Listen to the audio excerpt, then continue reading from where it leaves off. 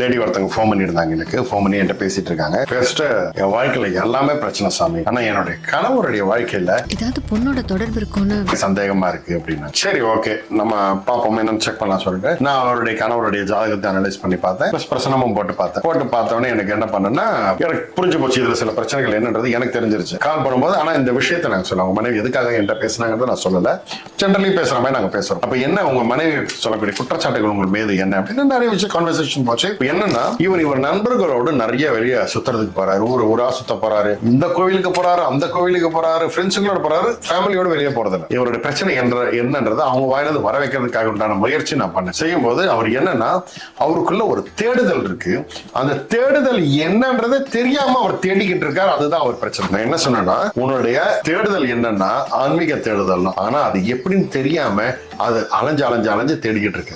நீ எங்க தேடினாலும் உலகத்துல இது கிடைக்காது.